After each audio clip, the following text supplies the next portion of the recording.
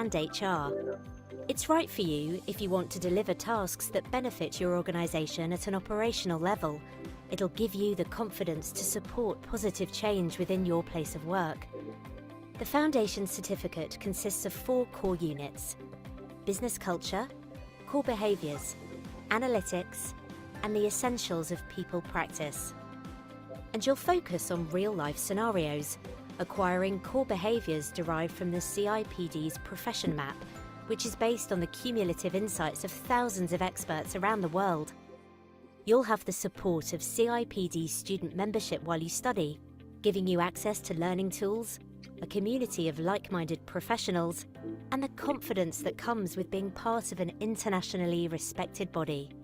When you complete your certificate, you'll become a foundation member of the CIPD. You'll be able to include the designatory letters after your name, showing the world you're serious about your professionalism and have the strongest knowledge base to build on. Study with one of over 170 study centres globally. Your CIPD qualification is designed to give you the freedom and flexibility to fit learning around your busy life. Choose to study online, face-to-face, or combine both with our blended option. Take your career to the next level. Find a study centre today.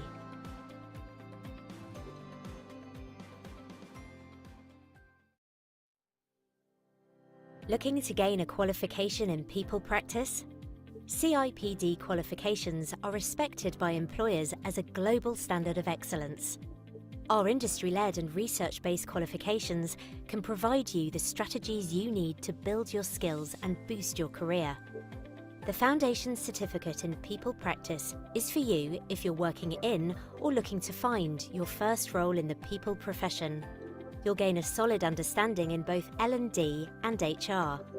It's right for you if you want to deliver tasks that benefit your organisation at an operational level. It'll give you the confidence to support positive change within your place of work. The Foundation Certificate consists of 4 core units: business culture, core behaviours, analytics, and the essentials of people practice.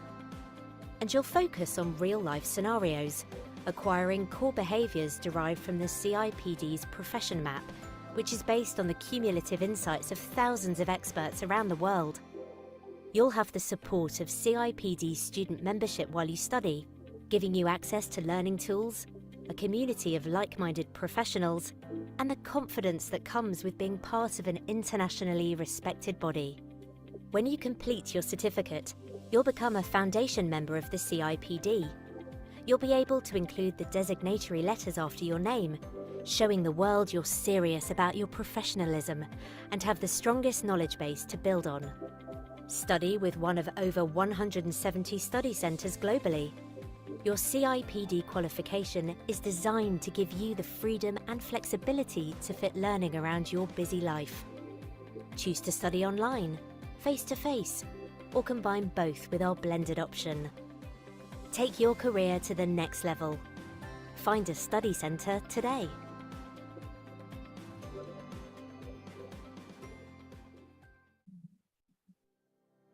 Looking to gain a qualification in people practice? CIPD qualifications are respected by employers as a global standard of excellence. Our industry-led and research-based qualifications can provide you the strategies you need to build your skills and boost your career. The Foundation Certificate in People Practice is for you if you're working in or looking to find your first role in the people profession. You'll gain a solid understanding in both L&D and HR. It's right for you if you want to deliver tasks that benefit your organisation at an operational level. It'll give you the confidence to support positive change within your place of work. The Foundation Certificate consists of 4 core units: business culture, core behaviours, analytics, and the essentials of people practice.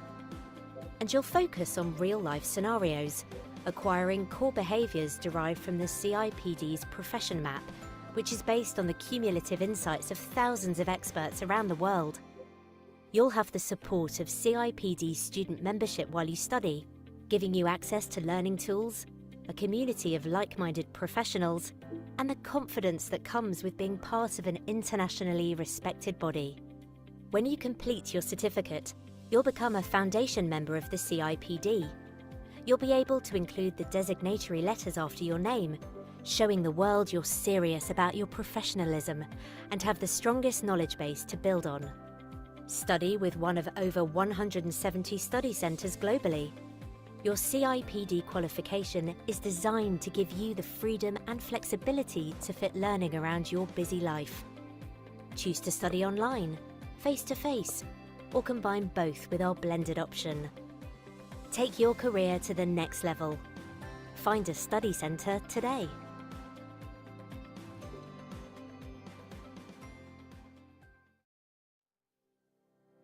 Looking to gain a qualification in people practice? CIPD qualifications are respected by employers as a global standard of excellence. Our industry-led and research-based qualifications can provide you the strategies you need to build your skills and boost your career.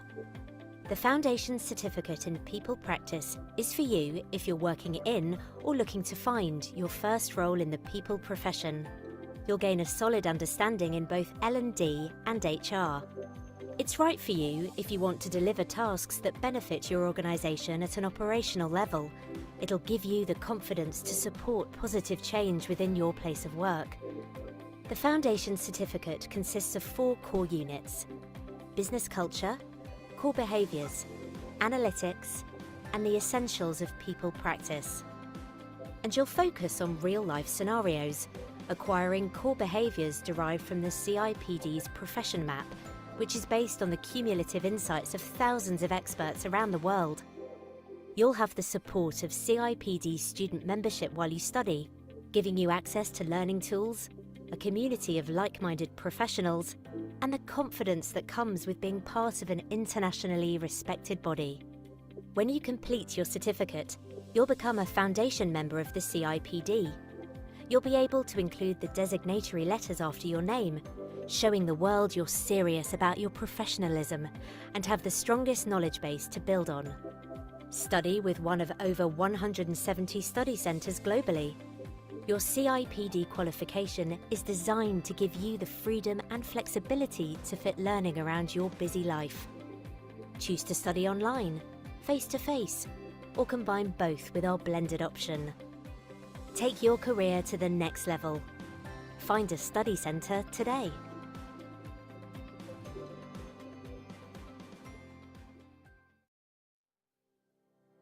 Looking to gain a qualification in people practice? CIPD qualifications are respected by employers as a global standard of excellence. Our industry-led and research-based qualifications can provide you the strategies you need to build your skills and boost your career. The Foundation Certificate in People Practice is for you if you're working in or looking to find your first role in the people profession. You'll gain a solid understanding in both L&D and HR. It's right for you if you want to deliver tasks that benefit your organisation at an operational level. It'll give you the confidence to support positive change within your place of work. The Foundation Certificate consists of 4 core units: business culture, core behaviours, analytics, and the essentials of people practice. And you'll focus on real-life scenarios, acquiring core behaviours derived from the CIPD's profession map, which is based on the cumulative insights of thousands of experts around the world. You'll have the support of CIPD student membership while you study, giving you access to learning tools, a community of like-minded professionals, and the confidence that comes with being part of an internationally respected body. When you complete your certificate, you'll become a foundation member of the CIPD. You'll be able to include the designatory letters after your name, showing the world you're serious about your professionalism and have the strongest knowledge base to build on. Study with one of over 170 study centres globally. Your CIPD qualification is designed to give you the freedom and flexibility to fit learning around your busy life. Choose to study online, face-to-face, or combine both with our blended option. Take your career to the next level. Find a study centre today.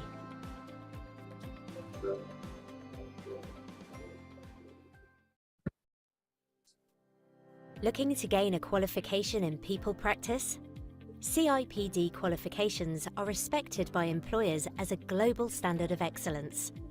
Our industry-led and research-based qualifications can provide you the strategies you need to build your skills and boost your career. The Foundation Certificate in People Practice is for you if you're working in or looking to find your first role in the people profession. You'll gain a solid understanding in both L&D and HR. It's right for you if you want to deliver tasks that benefit your organisation at an operational level. It'll give you the confidence to support positive change within your place of work. The Foundation Certificate consists of 4 core units: business culture, core behaviours, analytics, and the essentials of people practice. And you'll focus on real-life scenarios, acquiring core behaviours derived from the CIPD's Profession Map, which is based on the cumulative insights of thousands of experts around the world. You'll have the support of CIPD student membership while you study, giving you access to learning tools, a community of like-minded professionals, and the confidence that comes with being part of an internationally respected body. When you complete your certificate, you'll become a foundation member of the CIPD. You'll be able to include the designatory letters after your name, showing the world you're serious about your professionalism and have the strongest knowledge base to build on.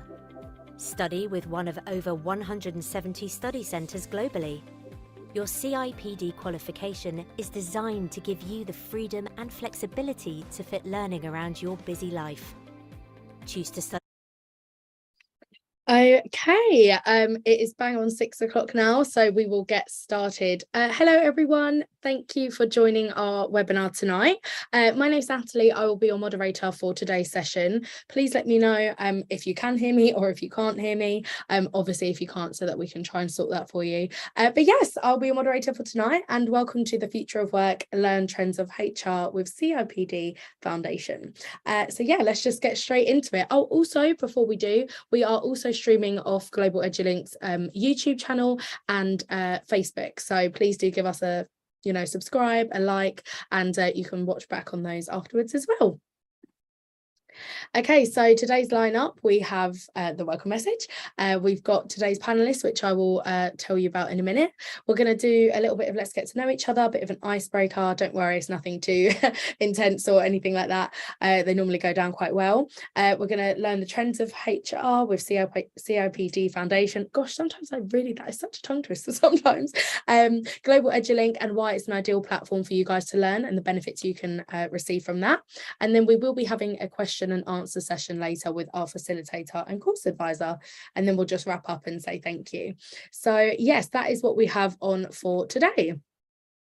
Okay, so today's guest speaker, we've got Dr. Paul Turner, our facilitator. You can see the little QR code down there, guys. It's also on the next slide, but if you'd like to get out your phones or your tablets, anything, or take a screenshot or picture, you can then connect with Paul on with Dr. Paul on LinkedIn.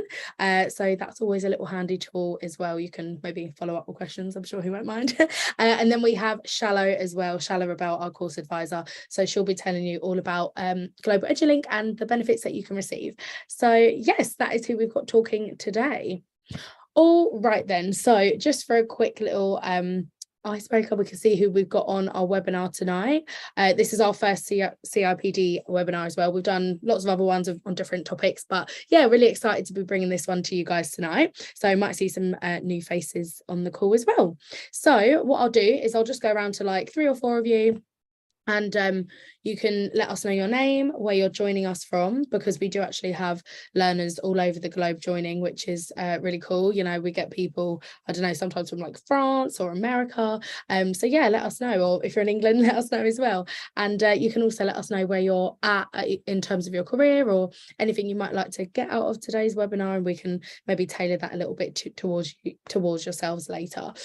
So yeah, if you just want to say that, I'll start. As you know, I said my name's Natalie, great to be here, and I'm joining from South London, and I don't do CIPD, just a disclaimer, but you guys can let me know where you are at with that. So let me see who we've got in the room. Leanne Walker, are you there? Would you like to introduce yourself? Yeah, you can come off mute. Or also, everyone, you can pop a note in the chat as well if you want to introduce yourself that way. But it's quite nice hearing your voices. So, yeah, Leanne, are you there? Yeah, hi, my name's Leanne Walker. I'm working from home at the moment. Excuse me, I haven't got my camera on because my daughter's running around. Oh, no worries. You know, that mum work life. Yeah, I work for Citizens Advice as I manage a project at the moment at Citizens Advice. I'm just really interested in like just improving my skills and broadening my reach and all that kind of stuff. So, and this is perfect for me because I can get home from work and then log on and I can still kind of half be mum and half do this as well. So yeah, I'm looking forward to this evening. Thank you so much. Oh, that's great. Thanks, Leanne. That's a nice little introduction. I think when I did a media course, I did some work with Citizens Advice actually. And yeah, I had like this sort of booklet about interview techniques and stuff. So yeah, it was cool and they like dressed me up and stuff. But yeah, thank you for that. Okay, great. Let's see who else we've got on today. Nikila, am I saying your name right? Sanderidge, are you there? Would you like to introduce yourself?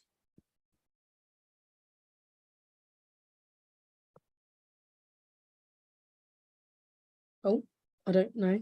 I know it takes a couple minutes sometimes for people to unmute themselves, but if you don't feel comfortable, no worries. You can literally just type in the chat if you like, or not.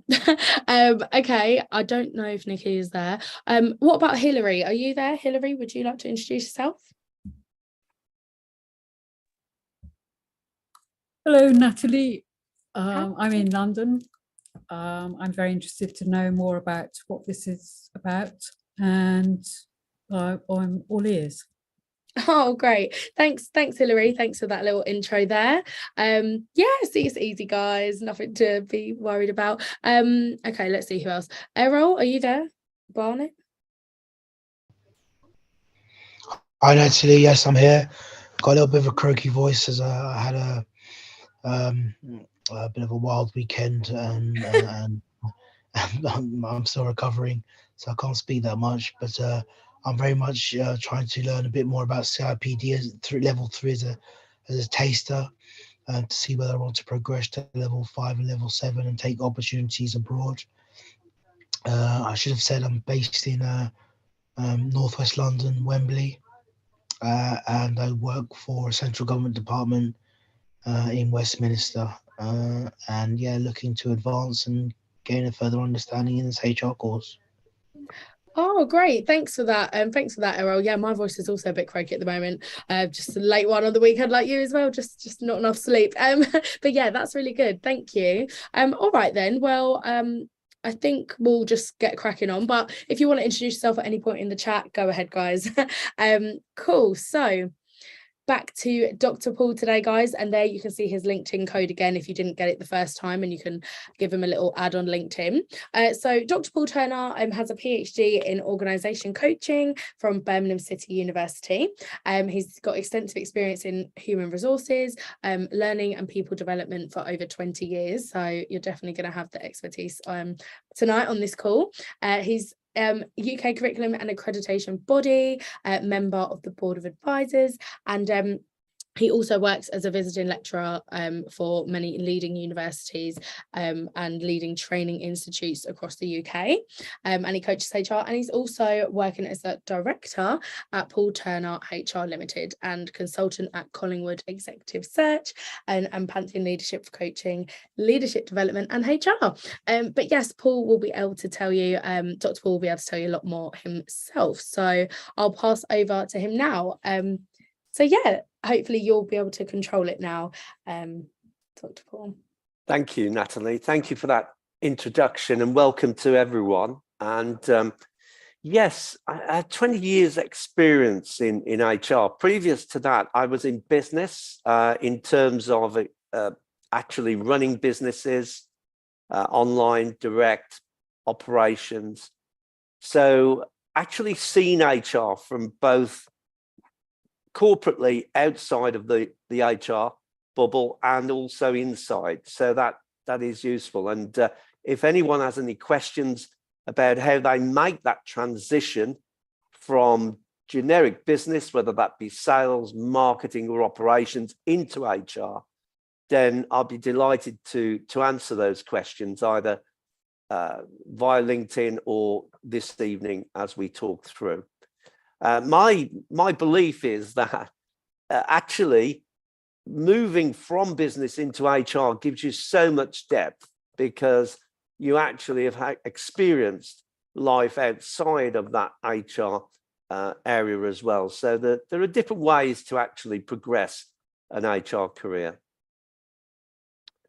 Well, let's have a look at level 3, and really listening to Leanne and Errol, there is an interest, and level 3 creates that platform really for that interest to be delivered. Really, it is the baseline for entry by people who are in HR, who wish to get into HR. And it looks at really creating the background knowledge and understanding to be able to complete tasks and address problems, whether those be complex or even routine. So it will take you into areas where you can interpret and evaluate relevant information. And by the end of that program, the level 3 program, you'll be very much aware of the different perspectives and approaches within the area of study.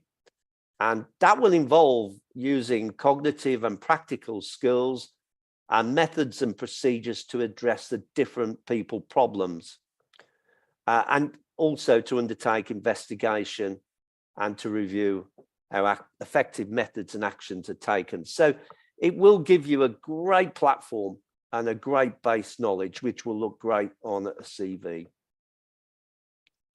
And it's all based on the CIPD professional map. As we've heard, the CIPD is an international body now, based in the UK, but with reach across several countries. And where this works is that whatever you do in terms of your CIPD learning, it starts with the purpose-driven approach. And that is that HR professionals should be principles-led, should be evidence-based and outcome-driven. And then through there, it takes one through those 3 areas of core knowledge being all around people practice, culture, business acumen, that evidence-based practice, and of course, technology, as well as how one manages change. And then from that core knowledge then can be complemented by core behaviors, which of course includes ethical practice, professionalism. Sometimes in HR, you have to show incredible courage. You certainly have to be influential and value people, bringing in not just diversity, but inclusivity. And this area also picks up on the need to be commercial as well. And as mentioned at the beginning, this is about learning and development as well as HR practice. So having gone through level 3 in the core behaviors, it will give you a really good knowledge base on which to make situational decision making. And then that final band, which is specialist knowledge. At this point, as you work through this, you will be able to consider if, as Errol was mentioning, it becomes a career progression, you will, as you work through levels 5 and 7, start then to look at specialist knowledge around, it could be employee engagement, experience, employee relationships, that equality, diversity and inclusion piece, learning and development, which I know many people are very interested in, the actual transfer of knowledge and skills, talent management, resourcing, organizational development and design, and people analytics, as well as well-being, resilience, human resilience. So the learning is based around this CIPD professional map.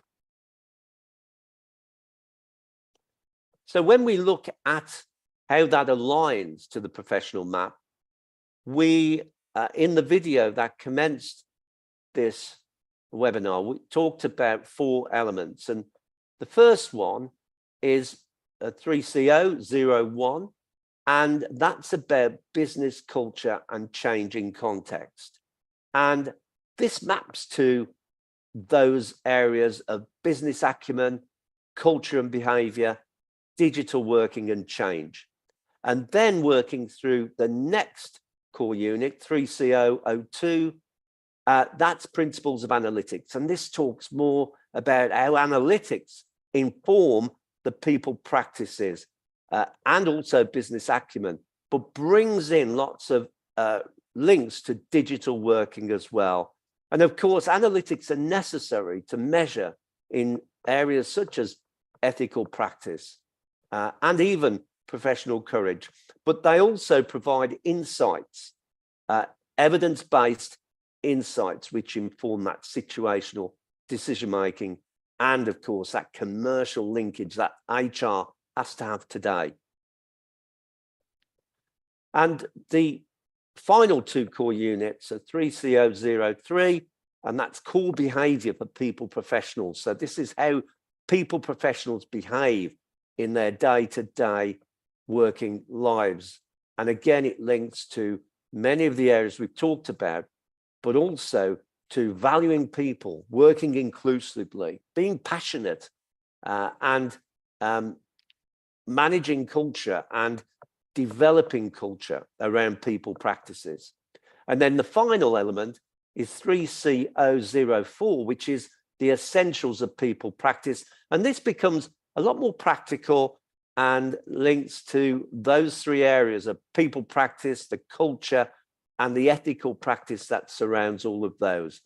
So the 4 elements that you would work through on the level 3 will be very much aligned to the professional map. And if you did continue thereon, this would also continue the threads going forward.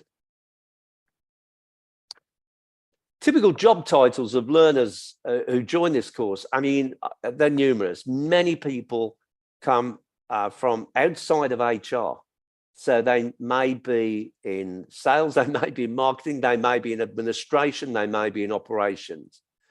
But generally speaking, if you were in HR, you would really be looking to have a level 3 qualification to be able to do a professional job within HR, whether that be as an HR assistant, an administrator, an officer, or maybe a learning administrator. And of course, as you progress through HR, this gives you the platform on which you can progress your HR career. So there's the 4 subjects that we've talked about, and we can talk a little bit more about the actual learning times and hours. This is what this represents. You'll see the 4 there on the left, and then the reference is the level 3 and the number of credits from each of them that make up what you need to achieve to get that level 3 qualification. And then you've got the specific hours that you need to complete. And the one at the end is the guided learning hours, which includes actual interaction with teachers. So those are the core subjects and the types of hours that you would need to be looking at interactively. Of course, on top of that, there would be independent study. So let's have a look at business culture and changing context. And when I'm walking through this, I'd like you to think about how this information can relate to you. I mean, it could be that, have you had experience of working in this area previously? Or maybe something that we cover in this element, you have a specific interest in. or maybe a particular area is highly relevant to your current role. So put that on chat. If you come across something that I explain, put that on chat, and we can maybe just link your positions, your situations, your interests to what in fact this element will cover. So about this unit, this really talks about the impact of external influences and links to digital and commercial environments that shape business. So it looks at the behavior, really the impact of behavior on culture and how you would actually manage that. And in learning, you will develop an understanding of really key external influences that impact on the business and the context within which they operate. HR really cannot be an island. It has to be integrated into the business, and therefore to be integrated into the business, it needs to actually understand the business. So section 1 is really looking at the business environment in which the people profession operates. And for example, that would be key external influences. It would also be the organizational goals that is really being looked for to be achieved, the purpose, the vision, the mission, and the related goals. Of course, products and or services, because HR is a facilitator of the delivery of an organization's purpose, vision, and mission. And of course, the mission and the goals are delivered through products or services. And then, of course, one of the biggest facilitators of business today and drivers of business is technology, understanding technology and how it can be utilized to improve working practices and collaboration. A second element is understanding people's behavior in the workplace and how this behavior can shape culture. Culture is indeed around and delivered by behavior. Yes, starting with leadership, but then reaching out to everyone within the organization. So this looks at defining workplace culture in organizational settings.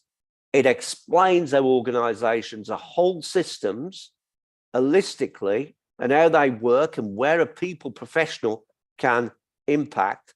And also it discusses how people learn and develop in different ways. And it relates this to organizational assessments of people's skills and capabilities. So a very important element here around the impact of behavior on the workplace and how this shapes culture. And then element 3 is understanding the importance of effective management of change. So the change management is critical today. We live in a volatile, uncertain, complex, and ambiguous world. And companies need to be able to manage the change that's going on both externally, but also internally. And to do that, it needs to really bring a vision to the business. It needs to bring and spread understanding. It needs to be, in a very complex world, it needs to create clarity where it can, and also to be agile and adaptable. And HR really is at the forefront of helping companies do this. It is really up to companies to be able to bring this kind of change management and through their HR professionals, bring this kind of understanding right across the workforce. So we've looked at the first element, and as mentioned, it'd be really interesting to see if there are any links, or you've got any questions, but any links to what you seek, and to what you want to learn in the future as we move forward. I'll just have a look on chat first, but please feel free to come into the room using your mic if you can, and we'll just see where you think there may be some links or interest really to the things that we've just discussed. Leanne, forgive me, but I know that your mic is working, so I don't want to pick on you unnecessarily, but are there any areas there that you talk about that may link to your job in citizens advice and your project management work? Yeah, so we do a lot of the work we do is I run a team. So everything is basically HR related, do you know what I mean? And it's about it, but it's not the be all. We have a HR department, but a huge part of it, we work with HR in that. So yeah, it's just really interesting to kind of see this view of it, if that makes sense. Absolutely, yeah. And is it something that you think you might be interested in doing, moving into a more, I suppose, more specialist HR focus? Yeah, I think so. My degree, I have a degree in accounting and finance with business, and I decided that I didn't really like didn't like the numbers. I'm good at numbers, so I quite like numbers, but I love working with people, and I've got more of a servant leadership style. So I kind of believe if you look after the people, they look after my numbers. Yeah. So for me, HR is just the root of all that, because if people are not happy, people don't leave bad jobs, they leave bad managers and bad HR processes. Do you see what I mean? Where they feel they're hard done by. So it is something that I would want to move into, and if not, potentially just have a better understanding of in my role now. Absolutely. I think that level 3, it gives you that opportunity, because it's a commitment, of course, but it doesn't take you fully. You've got that platform, and from that platform, you can either use that knowledge in your current situation, or you can decide that, having got that platform, what you want to do with it. Excellent. Thank you, Leanne, for that. That was great. Sorry, Dr. Paul. Yeah, thanks for that, Leanne, and Paul, for answering. Errol had a question. Errol, I don't know if you want to quickly take yourself off mute to ask yourself, if that might be easier, because I saw that you raised your hand. Yeah, hi Natalie. Hi there.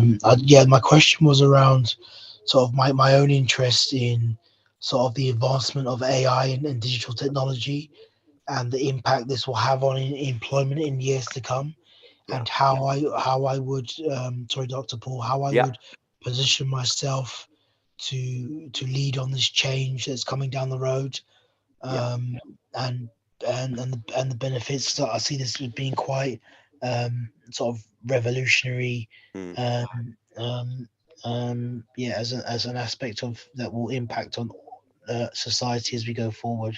Yeah, it's a cracking question. It's a cracking insight. I've done quite a bit of work on artificial intelligence in HR specifically. As we know, Errol, I mean, artificial intelligence is huge, isn't it? And it's impacting upon the academic world significantly at the moment, because of the new apps that are out there that create text and create all sorts of things.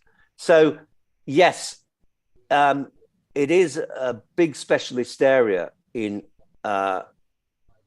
generally, and in HR, the biggest movement at the moment, Errol, is in recruitment and selection, and how to use it. But there will be a big move forward further in that. I think yes, how you align people with that digital space and the artificial intelligence will be an essential requirement of that. So having some interest in digitalization will bring a lot of benefit, I think, to an HR career, Errol.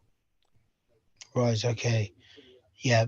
That's interesting to hear. And I still think we're probably still at the early stages of that and understanding the impact it's going to have on the workplace and society, and how we position ourselves to And lead on that change. And absolutely. And also, I'll let you in on a secret that most HR professionals really don't know that much about AI. And very much there's a lot of fear there about AI. So there is a space in that area, particularly in HR, for people to pursue an interest in artificial intelligence.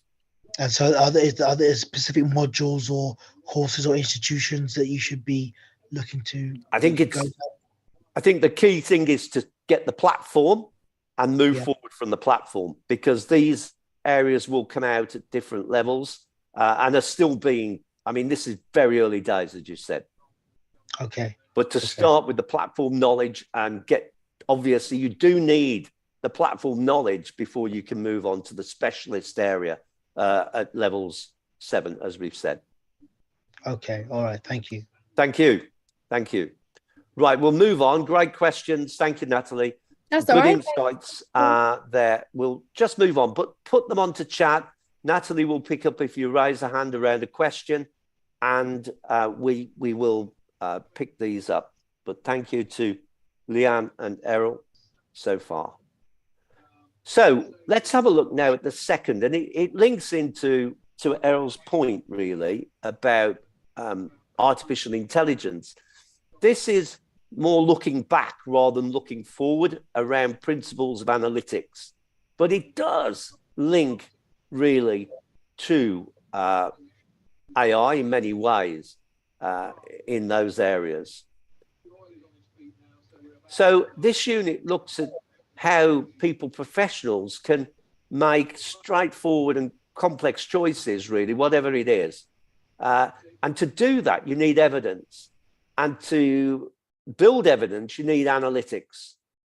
Because, yes, you have to have emotional intelligence in HR, but you also have to have rational thought processes to make those correct decisions.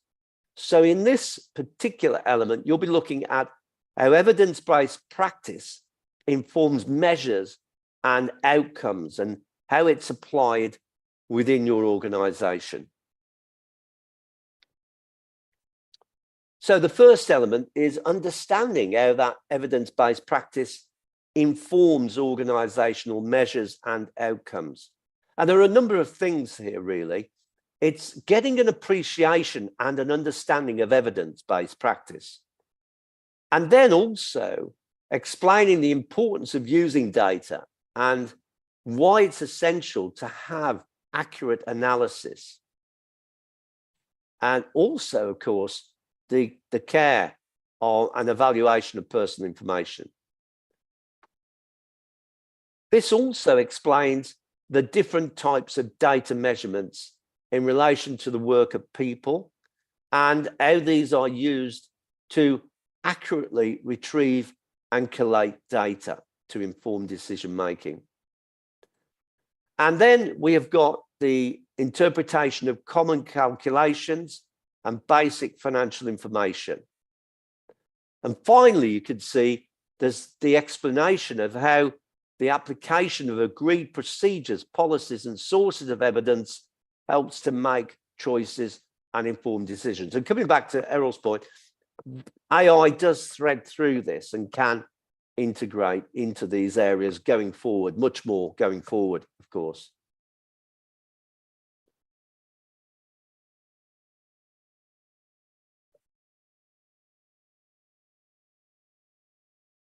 So the second area is to know how creating value benefits employees, customers, and the wider stakeholders.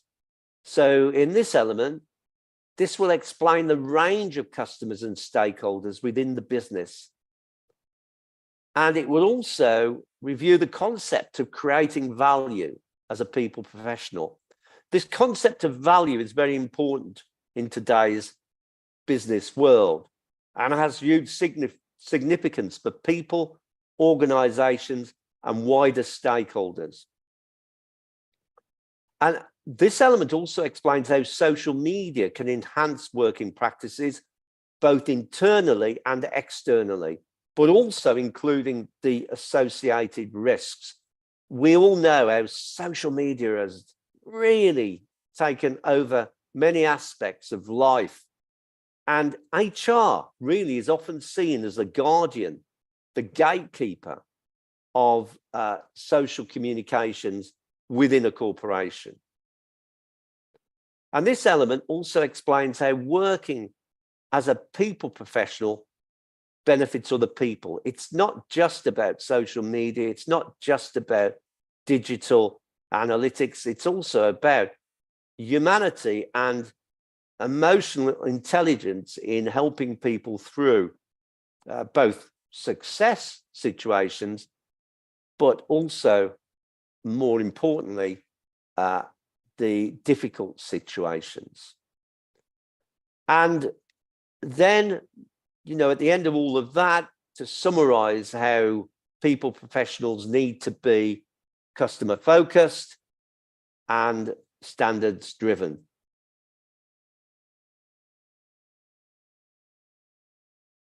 So looking at that, let's just have any particular thoughts on that. I'll just look on chat. There's nothing on chat at the moment, so nothing there. Let's.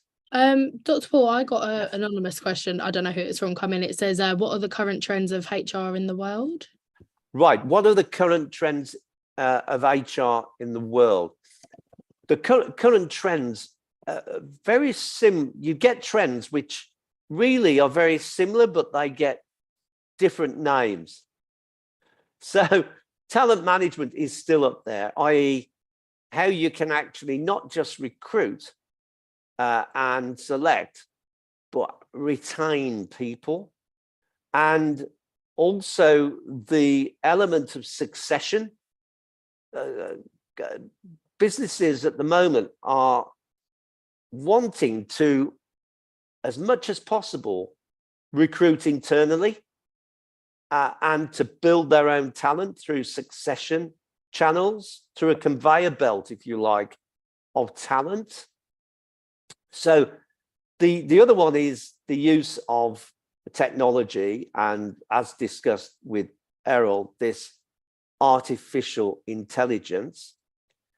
One of the things on the learning and development side that I'm finding myself working with companies lots on at the moment, well, two particular areas that are keeping me particularly busy are really emotional intelligence in leaders and how leaders can be able to lead transformationally through role modeling behavior. The other one is the increase and interest in well-being and how to build internal resilience, how to build human resilience as stress and pressures increase in the modern world. So lots of particular areas there, all of which are in some way covered by level 3. So that's a relatively short answer to that question, but what a question. That was a really good one. Thank you. Yeah. Sadie has said, hi, I'm trying to move away from a desk-based role to a more people-facing role. What areas of HR should I be looking to? Hello, Sadie. Hello. Hello. When you Nice to say a meet you. desk-based role, I'm great. How are you doing? I'm good, thank you. Good. I switched jobs completely during all the COVID company movements and ended up doing quite an administrative role, which is not suiting me super well. Yeah. And I know that I'm happier with people-facing roles, but HR has appealed to me for some time. Yeah. So I was wondering which areas I should be aiming for more. Yeah. That's a really interesting one, Sadie. And you mentioned, before I answer that question, but you did mention really around lockdown and what's happened, of course, is with lockdown and is that there's been this growth in remote working. and hybrid working. So that in itself is presenting a challenge, as one of the trends in HR is to help leaders and managers manage in the different world that we have through this area. But coming to your question, I think, you know, one of the roles that moving from that admin-based, figures data-based to a people-focused one would be what we call in HR a business partner. So this is an HR business partner, and level 3 is an ideal qualification to move into that HR business partner territory. Have you heard of the term HR business partner, Sadie? I'm not sure whether you've been involved in that kind of area. Briefly, not really. Yeah. I'm not very sure what it is. No, that's fine. That's fine. But HR business partner is really, it's a little bit away from the strategy of HR. So it's actually someone who works, if you like, at the coalface, at the front line of the company, working with people, helping managers with practical problems around performance management, around recruitment, around motivation, around training. So very much an HR business partner interprets strategy and helps people, helps managers put that strategy into practical use. So I think that would be quite an interesting role for you. Right, yes, that does sound interesting. Thank you. Yeah, and level 3 would be very aligned to that, Sadie. My pleasure. Right. Keep the questions coming. Okay, so some really good points there around those areas. And sorry, Dr. Paul, quickly before you okay. moved on, Errol said, I agree and have the same ambition as Sadie. I'm moving from a desk-based role to people-facing. However, I see the need and power of data and AI. Do you know how I would marry the two together? Yeah, well, that is an interesting question, because when you almost say technology and when you say people, very often we think of the two as different, don't we? But you know, from my past experience, I was very much in a people role, and it was back in, we're going back now to when IT started to really impact big time on businesses. And it was back when the online direct channels were coming into practice. And as an expert, as a specialist in business, I had to work with IT people to create, design, to test applications. So I think there are lots of opportunities to actually develop that hybrid, if you like, that bridge between technologists and people professionals. But of course, to do that, you've got to get in and jump into the pool of that people professional pool as well. And these things come up. Interest, it's funny, it's interesting in life. I've always found that things follow interest. And it's clear, Errol, that you're very passionate about this area. And it's just about picking the career choice for you. Whatever career choice that be, and if it be HR, there will be a technological impact on it, which you can actually build and drive through. Okay, I'll just go back to the next one and we'll pick up some more questions at the end of that. Right, so this is element 3.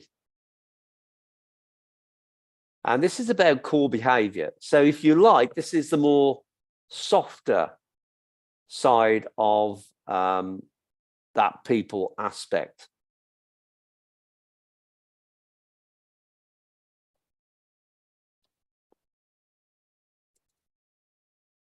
And this covers really the core behaviors really around that area in terms of how people professionals should behave. And how they can be bringing in innovation to challenging situations. And of course, this well-being I talked about as being a trend, that resilience of well-being and inclusivity. So this element looks at different approaches to customer focus using ethical principles. And remember, for an HR professional, customers will come in various forms. There will be a range of stakeholders. So let's have a look at the first element. So this is understanding insightful approaches to supporting and maintaining ethics and professional practice. And this is increasingly important in today's modern world, when brands, really many brands, are based on ethical policies. So this will look at the specific ways in how you need to conform to relevant regulations and law within the context of ethics and professional practice, and also to summarize ways of demonstrating engagement, positive working relationships with colleagues, and how to clarify problems or issues, how to contribute your views and opinions, and how to build and work effectively as part of a team. I mean, very often HR are asked to play the mediator, to play the negotiator, to bring people together. And this is a particularly very important area. So the second part of this is around promoting respect and inclusivity. And sometimes this takes professional courage and a passion for learning, an open, a growth mindset, an open mind. So again, this will look at the meaning of ethics and really get students to think about the concepts of personal and professional integrity, and to model ways in which you can acknowledge sensitivity and respect others within a working context. It will give you time to reflect on the ways in which you can actually accept failure as a learning process, and also to be empathetic to others and to yourself, and look at ways in which you can not just build inquisitiveness from your own perspective, but also from building innovation, inquisitiveness, curiosity around you in the workplace. And therefore, to do that, that final piece there, 5, is to reflect on proactive approaches to reflection on looking back, retrospective, to developing, recording and reflecting, whether that be in terms of knowledge, skills or experience. So that was a particularly interesting one.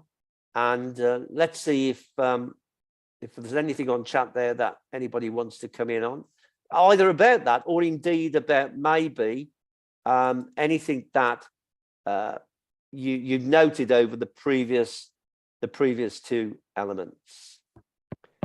So just I can't see any questions at the moment that maybe people are thinking, or that's fine. But if you don't have any at the moment, guys, that's okay, because we do have the designated question and answer, like, bigger section later, don't we? Yeah, of course. Anybody who hasn't come into the room who can use their mic, does anybody want to say hello or maybe tell us a little bit about your journey? Sadie's just raised her hand, actually. Hi, Sadie. Right? Hello again. I was just going to ask, because it's so people-focused, parts of HR, is a psychology foundation useful within this career? Absolutely. You know, the principles of psychology link. In fact, I think you would put psychology into the overall umbrella of HR practice. So sometimes in specific terms, companies hire psychologists, but they do so through HR.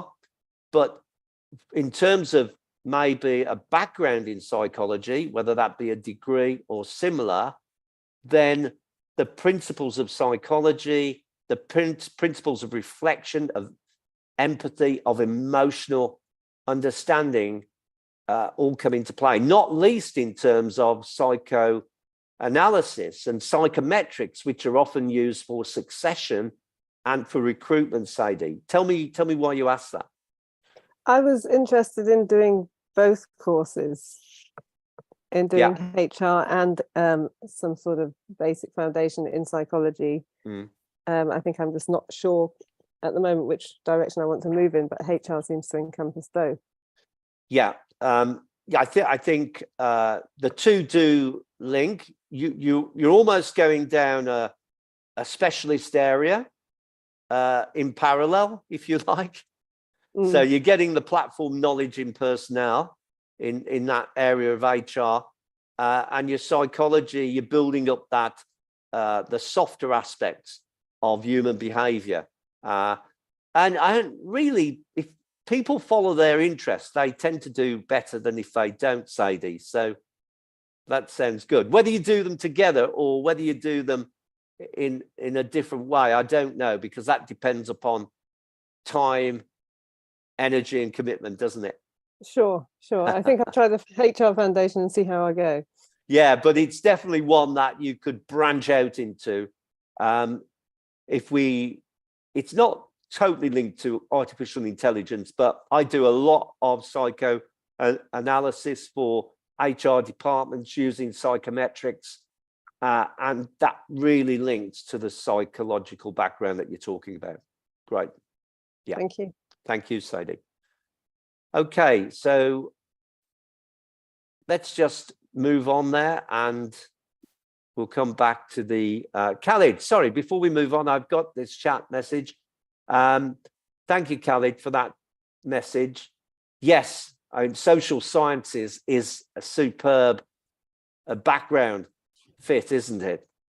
And I think it would be optimizing the learning you did over 2 or 3 years there in terms of using that in an HR role. That makes sense, and it would add, I think, to it certainly adds up. That is one of the degrees that you will see a lot in HR professionals. Thanks, Khalid. Sorry, quickly before we move on as well, yes. Dr. Paul, an anonymous one said as well, something about like the effects of COVID-19 and remote working and then downsizing of like HR, how to overcome like these kind of challenges and having that modern like HR practice now. Yeah. I think that's a really interesting question. There are many people who are managers who do level 3. And I know many managers at the moment are struggling or certainly finding it challenging managing a remote workforce, managing a hybrid workforce. And there's 2 things at play here. HR level 3 and similar beyond that will give you both the softer aspects to managing that people who maybe don't want to come back to the workplace would rather do remote working, the softer aspects of encouraging and motivating them to move back into that. And the harder aspects, of course, is about legislation and the law. And so it is balancing both the softer and the harder aspects of that question, I think. So yes, I can see those links and the importance of HR knowledge in terms of helping people manage in a remote or hybrid working environment. Thank you. Thanks, Dr. Paul. Pleasure. So let's just move on now to the final element and keep thinking about those questions. And this is essentials of people practice. So this is very much about practical aspects of people practice, and that's why this is the biggest element of the four. So you will see that this is because it's the pragmatic piece, really, of it. And it's about the fundamentals of people practice, whether that's employee life cycle, and linking that to policies, regulation, and law. It starts to look at the specializations that are available in terms of recruitment, talent management, reward, learning and development. These are areas that people, once they have got the platform, can decide to move into. Or you can stay generic as an HR business partner or a generalist in terms of, it's a bit like a doctor. Some doctors specialize and become surgeons and doctors in hospitals. Other doctors become general practitioners.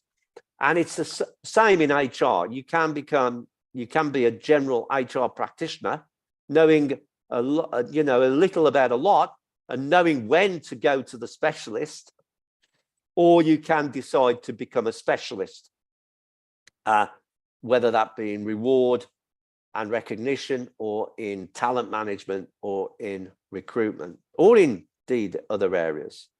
So in this element, you'll learn these skills around the various areas that we've just discussed. And so the employee life cycle is particularly important because, just like demographics, we have now the new people coming into the workforce are the Gen Zs, the Gen Zs. They are there to, they're coming in now, they've done their degrees, they're just coming into the workforce. And at the other end, there are still some baby boomers there who are leaving. And in the middle, you've got primarily millennials. And all of this needs managing. Managers and leaders tend to be millennials, at least millennials. And therefore, they have to manage the new generation coming into the workforce. And there could be differences. But it's also about recruitment processes and getting information around that employee life cycle that will help the business. And indeed, of course, that different materials and methods to attract individuals into a range of roles. And then we've got this contribution to selection. And this is where we talked about psychology earlier, Sadie, and we talked about psychoanalytics and psychometrics. And all of that is very important in recruitment, selection, succession. And this element looks at those areas, the criteria, the shortlisting, the selection interviews, the decision-making, which generally today involves basically psychometric data. And also the records that are needed to be retained and the contractual issues around appointment and non-appointments. You have to handle these issues in line with legal protocols. And that brings us on to that legislation and the organizational practices that affect employment relationships. So, explaining the importance of work-life balance, this concept of work-life balance is changing. I mentioned the generational differences, and I mentioned baby boomers, people born in the 50s and the 60s. And really, it was very much about work than life for the majority of the workforce. And working hours were 50 hours, and sometimes, overtime was extensively placed on that as well. And when you look at now at the extreme end of that with the Gen Zs, what you're looking at is a completely different view of that. Life is to be lived and work helps you to live it. And building and marrying that is a role of HR, really, to do so. You've got the millennials in the middle there. And we talked about the lockdown and COVID, and this has created a shift in the workforce expectations. I work with many businesses, and it's clear that these businesses, for office-based roles, for administration-based roles, for technological roles, for roles that could be done online via Zoom or Teams or Google, all of these has created this major shift to people wanting to spend more time at home, whether pursuing their interest to get rid of the commuter run. And of course, businesses want people together to some extent to build teams, to build creativity, to build innovation. Very difficult to be innovative on your own. And so there's this movement that's come to what we now call, I think, hybrid working. And it's balancing that, because if you do work from home, there is still many challenges around work-life balance and expectations, especially, for example, you have a family. So this is an area that will look at that, the concept of well-being in the workplace, and how employee engagement can be maintained and increased, whatever the working environment. And working in a solo capacity, engagement can be harder sometimes than working in a team environment. We'll also look there at legislation in terms of discrimination, and look and understand the broad range of diversity and inclusivity, and the more contractual issues around fair and unfair dismissal, including redundancies, change of jobs, change of roles, etc. So legislation does play its part in this module. And then performance management, a very important topic. I work a lot around performance management with companies, and it is changing. I don't know from your own jobs, I'll be interested to have a chat with you after this presentation around your experiences of performance management, because it's shifted from now perhaps one meeting a year, which goals were set at the beginning of the year, and then there was a meeting at the end of the year to say, oh, well, you're done. And that's how it used to be, to now to having a much more flexible, more drop-in meetings, more discussions. So there are no surprises. And also that you learn, whether that be quarterly reviews or monthly reviews, that you learn as you move through the year, rather than wait till the end and be told how things are. So performance management, very important role, one that is building lots of different approaches currently, and also can be influenced by legislation. You never should sit down to someone's performance appraisal and give them a surprise. Anything that should be discussed there should more or less be flagged up throughout the year at some point. So we'll look at explaining the factors that need to be considered when managing performance, and explain the role of appraisal in that performance management area.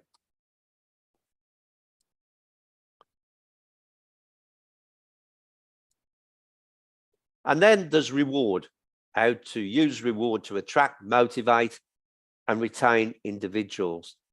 And here we will look at the total reward system. Again, reward has very much moved from what was prior to 20 years ago, for example, 30 years ago, it was just a pay packet. It was just money you received. In some jobs, it still is.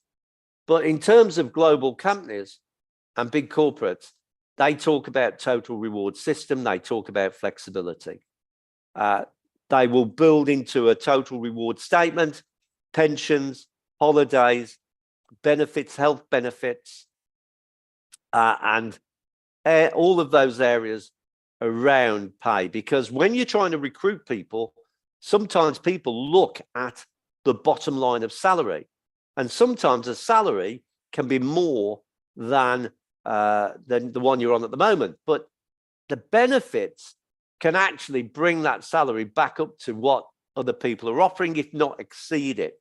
So a company with benefits plus a salary, a lower salary, could still have a better reward package than a company with high salaries. And this is a really critical area for HR to be involved in. And again, it's influenced by legislation, but also looking between the relationship between performance management, the one that we just covered, and reward is also critical. How do you reward high performance? How do you reward above average performance? And how do you keep it fair? How do you keep it really transparent as well?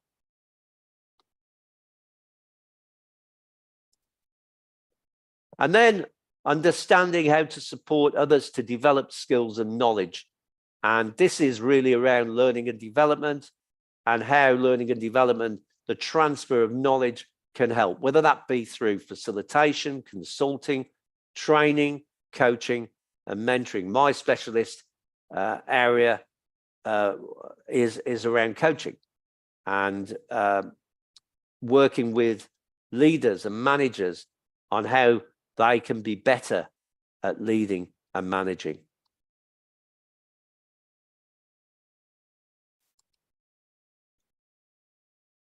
And also to make sure that you're not just doing a sort of one bland, generic approach, that it is really aligned to individual requirements and preferences.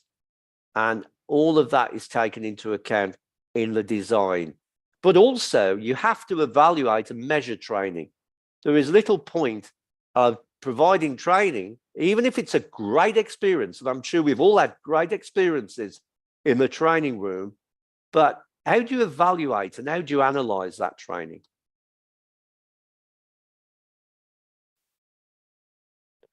Okay, so just see if there are any questions there that anybody wants to ask. Nothing on chat? No, not as far as I can see at the moment. Yeah, do you have any questions at the moment, guys, or do you want to wait until a bit more information? Let us know. Yeah, let me know, and let Natalie know, and we'll come back into the room and talk through those. Great, thank you. So I'll move on for now, and we will come to that point really where we can wrap up with questions. So when we look at that, we've got the four elements we've walked through now, and I did at the start set you a little bit of a challenge, or certainly personal focus, which was think about how these areas can link to your experience already. We've heard Sadie talk, and Leanne and Errol talk about, and Khalid talk about how they can see links and how they could see a consistency, how they could see a thread from what they do now and what they know now to build that as well. So that's really interesting. And whether that be in business culture and changing context, or analytics, or core behaviors, or essentials of people practice. So really just to look at that learning structure, when you register for the course program, there will be live online video lessons. You will, of course, have a professional tutor. You will get an accredited CIPD certification, and all of this will involve direct lessons and tutor interaction with many more question and answer sessions. And of course, there'll be lots of additional supporting content for self-study.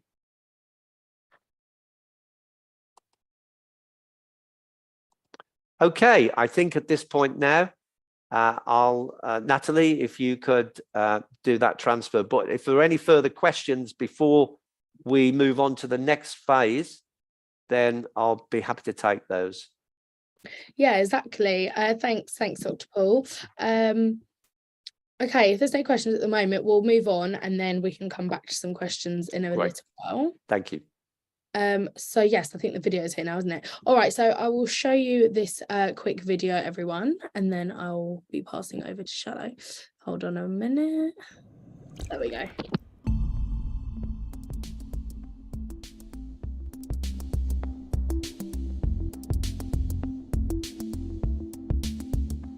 Established in 2012, Global EduLink is a pioneer in online education.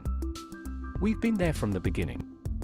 Our experience and expertise have seen us through to the next generation of students. We've been recognized for our exceptional courses and outstanding customer service.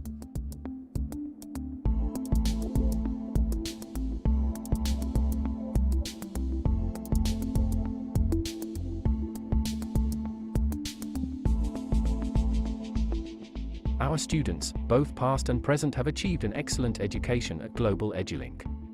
Our courses are extensive and learners have the opportunity to select from a wide range covering every subject in every field.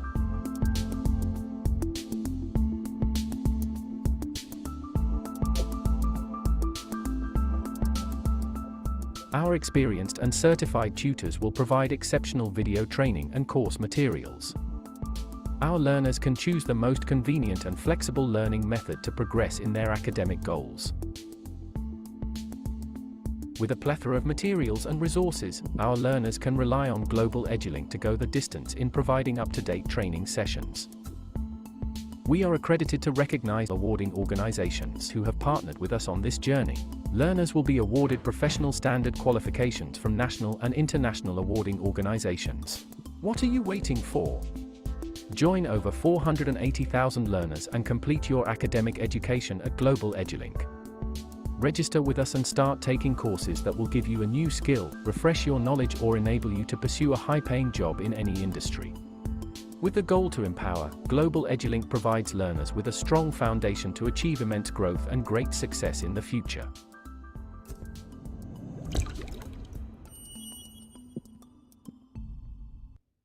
Okay, so just wanted to say thank you again to Dr. Paul for all the information beforehand, and we had some really good questions asked, so that's good. All right, so I'll be handing over to Shallow now, everyone, our course advisor, to tell you a little bit more about Global EduLink and how it can help you. So Shallow, are you there? I'm here. I hope you can hear me, Natalie. Yeah, I can hear you. Perfect. Thank you so much. Thanks, Natalie, and thank you very much, Dr. Paul. That was a very interesting session, so I just started taking notes myself there, and quite interested in the question and answer session as well. Thank you very much for that. So good evening, everyone, and thank you so much for taking the time to join the CIPD introduction webinar hosted by Global EduLink. My name is Shallow Rabel. I'm one of the course advisors at Global EduLink, and if I had, by chance, have spoken to any of you, it's interesting to put a voice to the name, really. So it's lovely to meet all of you today. I really hope that you found this session useful and informative, just like I have, although I have no background in CIP, HR or L&D, but it's quite interesting to hear Dr. Paul talk. And I also believe that it have given you the confidence to start the CIPD program and possibly explore new career opportunities. And also some of you have already been exposed to HR roles at the moment. So let me start now by giving you a brief introduction to Global EduLink. So let me just put on the slide, the first one here. So Global EduLink is a leading training provider in the UK, supporting learners all across the globe. We are an authorized training provider of several UK regulated courses. We work with recognized awarding bodies, including the CIPD, there's PeopleCert, Pearson BTEC, ATHE, and CMI. So we do have a host of courses on our learning platform. So there's over 1,000 courses that we provide at the moment. Again, this is in support of learners from various professional and academic backgrounds. So I'm also proud to say that we have a global learner pool of over 480,000. I think they're just discounting every day. So it must be close to 500 at the moment, really 500,000 of global learner pool. So we've been in the education service industry for over 10 years. So you can be confident that when you sign up, you are working with an experienced learning provider. And so just want to give you a quick update as well on what are the benefits you're going to receive from Global EduLink once you sign up, or why should you choose us, really. So at Global EduLink, we believe in giving a flexible learning environment because we do offer courses which are online, catering to working professionals and part-time students. So we have unlimited course access, especially for the CIPD program. It's 12 months unlimited, along with tutor support during this entire period. So that is something that we are proud of, that we're able to provide this particular support to learners, especially in complex programs such as the CIPD and also our project management and business management courses as well. So we provide learning support and assignment support. So what this includes is the course includes the video lessons, pre-recorded, which just like Dr. Paul mentioned, so which means you're getting, apart from the video lessons, you're also getting your lecture notes, your tutorials, and course activities. So that's something that you will receive as soon as you sign up for our courses from day one onwards. And also we do provide you with assignment support. Now, this is interesting because this means you're receiving formative and summative feedback for all your assignments, and our mentors will work with you on any difficult topics or concerns that you have. So this is another additional advantage with Global EduLink, as it is we only work with qualified tutors and accredited learning professionals. So that's something that you can be rest assured that you're getting the best support that's available. So in terms of the assignments as well, as soon as you sign up for the course, you will receive an assignment planner from us. So you would find out what are the submission deadlines, what are the dates that you need to work around. And if you're someone who's planning to fast track your program, then you can certainly work with our tutors and customize your plan. Or if you're someone who's got the time and you want to take it slow, you can obviously do that as well, because we do have 12 months course access on these programs. So in terms of membership, and that's something that we keep getting a lot of questions on. So it's mandatory that you have a CIPD membership to start the program, because that's how we can get your qualifications awarded, and also we can get your assignment submitted to CIPD. So we provide a CIPD membership with our course, which is up until June 2024. So you get a longer CIPD membership, so to make sure that you've got the flexibility of either finishing the course sooner or taking that extra time. So that's available with our courses. And we also do have HR topic related pre-courses. So that's about worth £150. These are in addition to what you're receiving in the CIPD program, further support with your learning activities there. And all of this comes with a discounted course fee and also this affordable pay monthly plan. Which, when I say pay monthly plan, which means that you can obviously start the course for just £99, which is your first initial payment, and then you get full access to everything that's there, the course materials, the video lessons, all your assignment support and everything. And you can break down the remaining payment in 5 or 6 monthly installments. So we will, our course advisor will work with you and see how you can do that. So if you are interested in this particular plan, please get in touch. So that's an affordable plan where you don't have to wait till you've got a bigger savings, because the course fee itself is quite heavy on anyone's pocket. So we do have this plan for you to work with you. So that's some of the benefits that I can talk to you about the CIPD program at Global EduLink. You can also read our learner reviews in Trustpilot. We're also on LinkedIn, Facebook, and Twitter.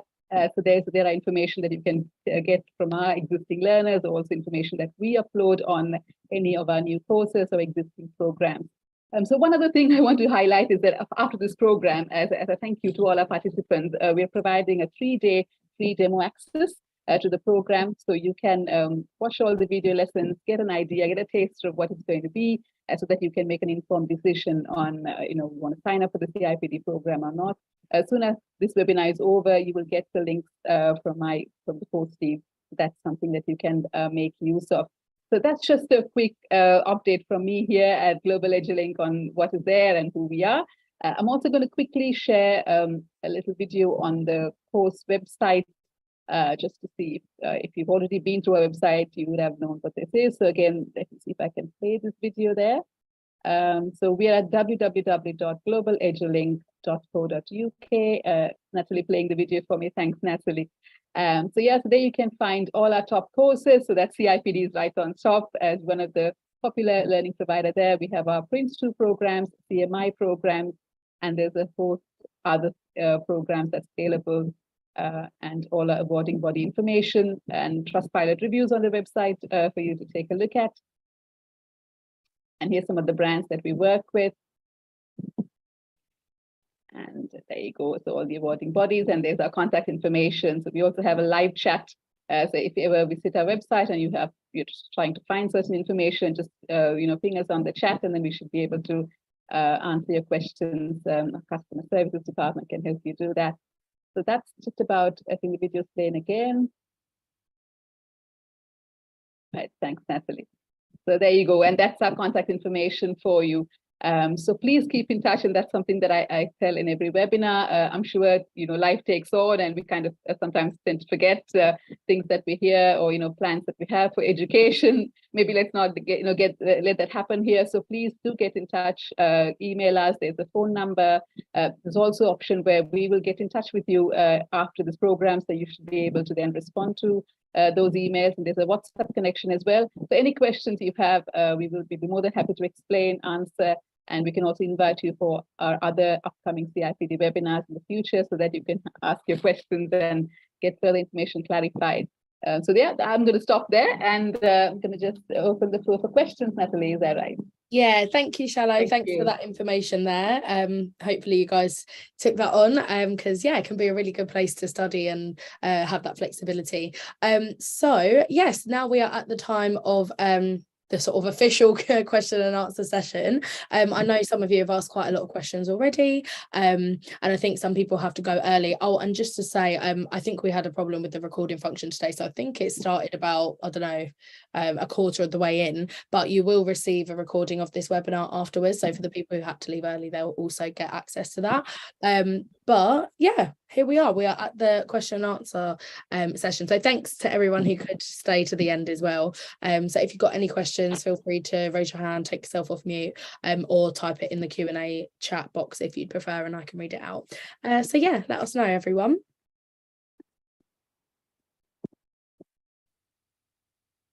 Sadie, hey. Just unmute. I was going to ask, are there any additional materials that we would need for the course, for example, books? Yeah, I could take that question.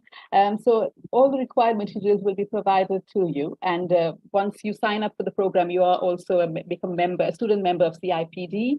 So you have learning support or reading materials that's available as a CIPD member. There are special access to the learning portal. In CIPD, there's a learning hub where you can download and read information there. So that's available for you. So everything comes with it. So I mean, again, it's up to you if you are interested in reading outside of information that's outside of the course, but definitely whatever that you require is provided within the program. Dr. Paul, is that correct answer there? Yeah, absolutely. Just to add to that, I'm a fellow of the CIPD, and being a student member gives you access to incredible amounts of content, and it's all very much up to date content. So it's breaking news content around HR and the people profession. So absolutely, I think that's a really big plus around the CIPD membership, because there's lots of resources on that site. Definitely. Good to know. Thank you. Thanks, Sadie. Oh, any other questions, guys? If you don't have any questions at the moment, I know we've asked quite a lot already, then we have a couple frequently asked questions that we can go through, but we'll just see if you have any more questions, and some of them might have already been answered on that slide. But yeah, now's the chance if you have any last minute questions. Is anyone on the program right now that's here that you have any questions you want to ask? If you've not already signed up. Yeah, exactly. Just double checking the boxes. No, I can't see anything.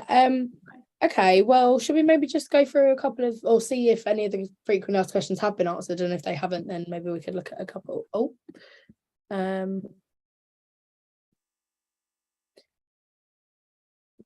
Sorry, I was just double checking. I thought something had to come through. Yeah. Or before I move on to FAQs. Yeah, are there any last minute questions, guys? As you know, this is sort of like the last chance to get your own sort of personalized questions answered, like tailored to you. Or maybe everyone's got a lot from the questions that's already been answered. Okay, well, if you guys are still thinking, I'll just move on to this. I might just reveal all of them and we can see what's maybe if some have been done and some haven't. Don't know how many it goes up to on here actually. Oh, yeah, I went a step too far. Yes, so I'll just pick a question here. Yeah, So we'll cover I've some got of them, but probably, yeah. So again, how the question is like, what are the entry requirements? I think Dr. Paul has already covered that, but that's one of the frequent questions that we receive. Number 3, what are the entry requirements for the CIPD qualification? So there are no formal entry requirements as it is. Anyone who's currently in HR and L&D functions or anybody interested to start a career there, you can enroll. But I mean, if you do have experience or background in HR and learning and development, it's an added advantage. You come with that experience, so it works out well for you. But all we look for is you're able to understand the language and also have ICT knowledge. So, just be able to use the learning platform, just a bit of IT knowledge, and that's about it. So that's basically what we are looking for before you enroll. Is there anything specific, Dr. Paul? Yeah, I'd just pick up on question number 9, really, and to say that, in my opinion, really, the CIPD, that today we have so many multinational corporations that span many countries across Europe, UK and Europe Union. And effectively, I think the CIPD is the foremost HR qualification in that UK and European Union zone. So it definitely is a recognised qualification and really, in my opinion, an essential qualification for people, professionals in the UK, certainly, and is transferable in many aspects, especially multinational corporations that operate across countries. Great, thanks, Shala and Dr. Paul, for those questions there. I just wanted to say as well, guys, I forgot to say before, as we're sort of coming towards the end, at the end of the webinar, you guys will shortly receive a survey link as well, so you can let us know how you found today's webinar, how we got on, and especially as this is our first CIPD one, so yeah, it'll definitely be good to get some feedback off of you guys. But yeah, so far they've been going down well, which is great. Okay, so I think I got another anonymous question. Does the new HR trends fairly treat the employees in modern day business? Right. Shall I take that one, shall I? Yeah. Yeah. I think this is a very difficult question to answer because we talk about a trend, so therefore it's where the momentum is. Right. I mean, there are always going to be specific companies doing this and specific companies doing that. So, but if you talk about the multinationals and the bigger companies and the generic trends that we're looking at, then definitely think that certainly in the current environment, there is a great appreciation for talent and really, with the high employment figures, it's really important that companies look after people within their company and provide flexible working arrangements, because in my experience, the best talent will walk and will leave if they don't get something similar to what best practice is within the marketplace. So I think the trend is, yes, towards appreciating employees, but of course you will always find examples where that may not be the case. So but the general trend, I think, is very much around HR and the impact of HR in a positive way rather than in any negative or attritional way. Definitely. Okay, thank you, Dr. Paul, for that. Yeah, has anyone else got any other questions or want to take themselves off mute or anything? Or if not, I think there's a few more questions on here that's popping up. So I'll just get these on and we can see if we've answered any of them already. Does this go up to 20? Yes.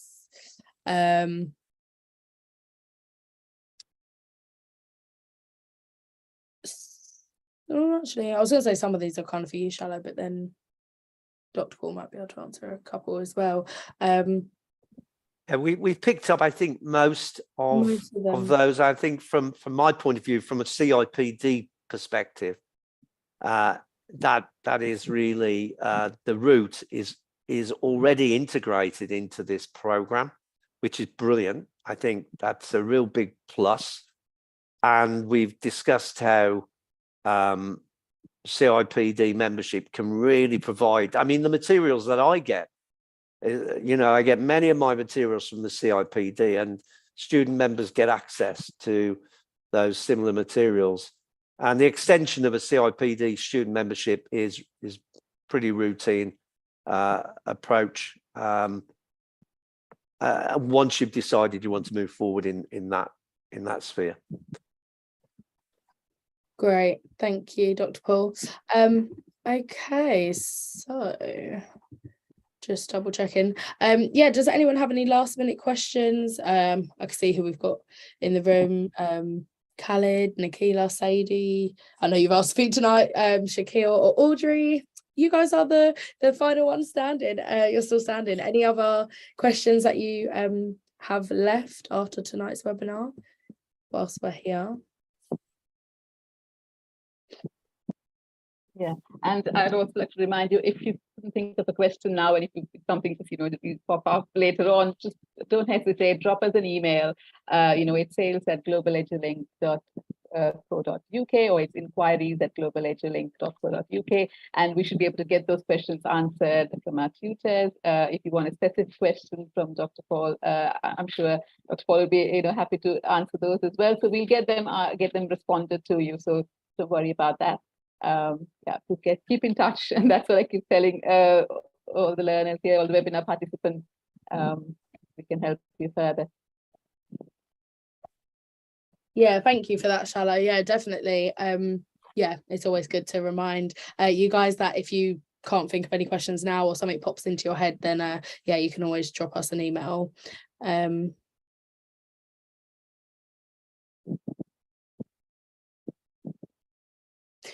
I've got a couple questions coming in. What is the next step in CIPD for HR career? Okay, I'll just put some input in on that. What experience, is that what we're looking at? What experience do you need for HR roles, or is it just qualification? That's the one I've got. Natalie, is that different to yours? Oh yeah, I think someone messaged me directly, but don't worry. Yeah, yeah, you can answer what experience you need for HR roles. Yeah, I'll come on to the other one, but basically, every role is different, and many people do enter the HR profession at different stages. The key thing is that some measure of qualification is normally necessary. So therefore, if you are going to go for an HR role, say you're an administrator, for example, in a marketing office, and you want to be moving into an HR office, your first role might be to go for administrative role in HR office, but having that qualification then puts you very much at the front of the pack. So I think really it's both. But it doesn't have to be, because you can also, it's transferable. So you don't need experience in HR, but it's your transferable skills that will get you the role plus your qualification. Great, thank you, Dr. Paul. Okay, are there any other questions, everyone? Or do you think you've got everything covered? If you do, you can maybe put a thumbs up in the chat or something. Or if you do have any last minute questions, then go ahead. How fast can you do it? I've just picked up one Yeah. there. Oh, that's a difficult question of how fast you can do it. I mean, I always, when I was in my career, in terms of when I was working in a company, I had people, very ambitious people, come up to me and say, I want your job. How can I get it? And I always used to say, just be me, be the behavior of that job. So a lot of it is down to ambition, isn't it? But definitely in today's marketplace, certainly I'm speaking about the UK now. So it could be different in other parts of the world, but certainly in the UK, there is a dearth of talent at the moment, of skills. Obviously opportunities are definitely out there. I mean, the other question there, Natalie, I'll pick up if that's okay. Yeah, sure. Based on your experience, when is the time right to decide either to go general HR or speciality?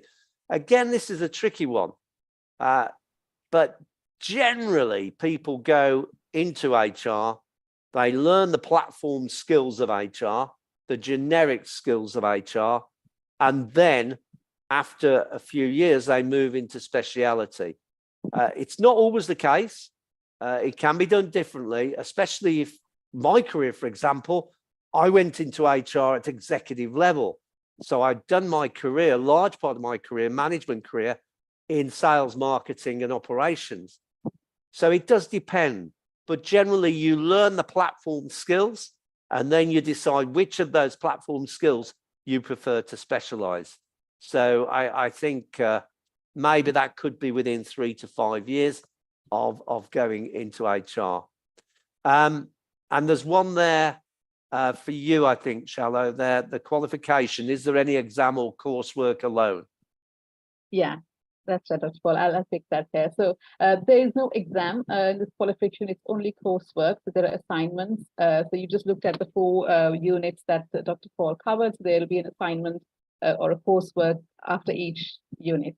And it will be written, and there'll be also some case studies that you'll have to be required to do. So all of them are written assignments with a certain number of word requirements. So you have about 700 to 1,500 words. I think that's the maximum. So that's how the coursework is. But like I said, we do have a complete tutor support, so you're never alone.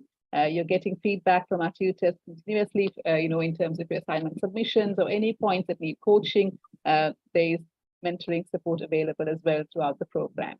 So I can assure you that that support, although it's a self-study program, there is tutor and mentoring support available. And I think, Shakil, is a second part to your question, isn't it? So you wanted to know how fast can you do the qualification? Is that correct? So the duration, what we've planned the assessments for 7 months.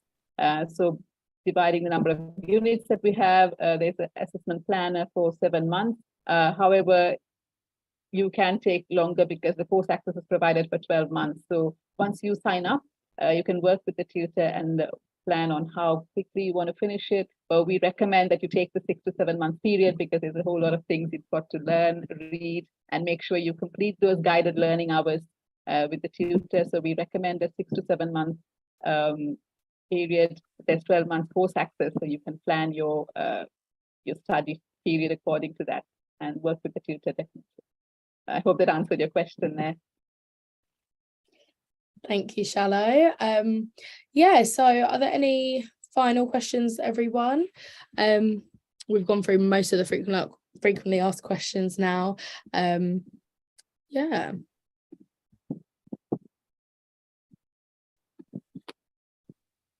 Any last minute ones? But today's been a good session. Everyone's been really involved, which is nice. We're right on time as well, so that's perfect. Yeah, literally.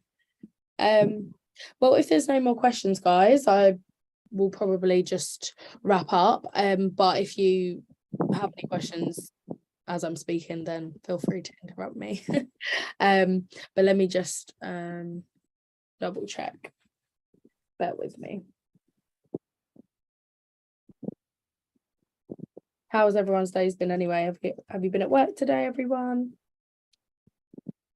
Okay, All right, so yeah, well, I will move on to the end because I think everyone's asked quite a lot of questions tonight. So thank you again everyone for joining our webinar tonight. It was our first CIPD one, as we said, so we were really excited to begin that one tonight, and we should have some more coming up soon.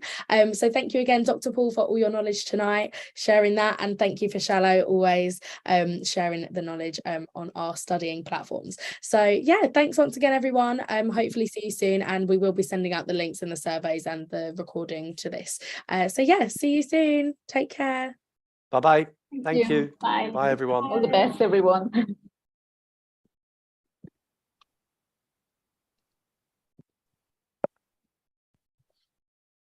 Oh, Sadie said that was very Hi. helpful. Yeah. Hello, Marcelo. Hi. Very informative session. I'm really happy, Paul. Yeah. Right. We can improve. We can improve with the numbers. Yeah, it was really interactive session. Excellent. Yeah. Yeah, that was was really really happy. good. Yeah, it was really informative. And we can improve with the numbers. And Shallow, as usual, thank you very much. Natalie, your contribution, you always, I'm in good hands because of you two.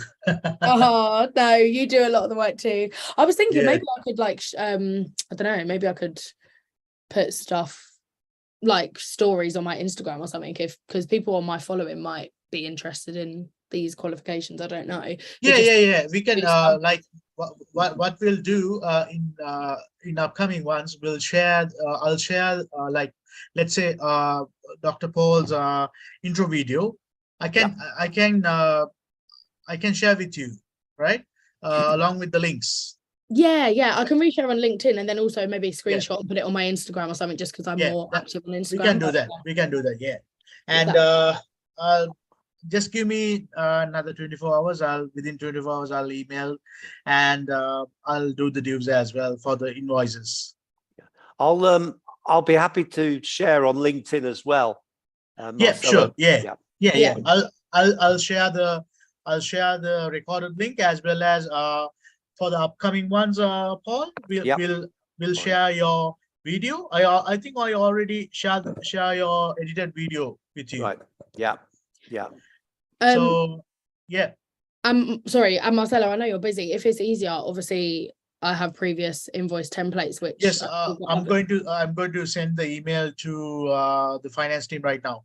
Yeah, no, it's fine. But I mean, like, I can just fill out mine based on tonight instead of you sending it. Do you know what I mean? To save time. I'm going to do it now. I'm going to send Dr. Paul's and yours invoices right now.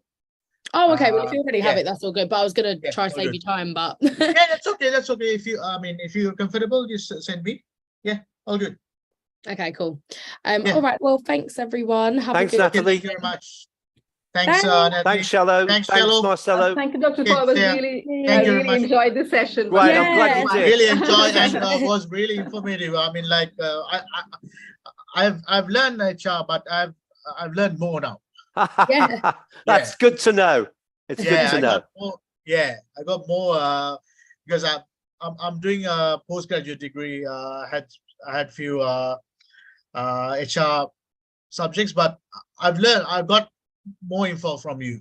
Good. From this session. Yes. Yeah. That's good. That's Thank you a very bonus. much. A bonus of benefits. Yes. Then. Yes. Yeah. Yeah. I'll see you Thank you very tomorrow, much, Shallow. and maybe Yeah. Then good night. Bye. Bye. Bye.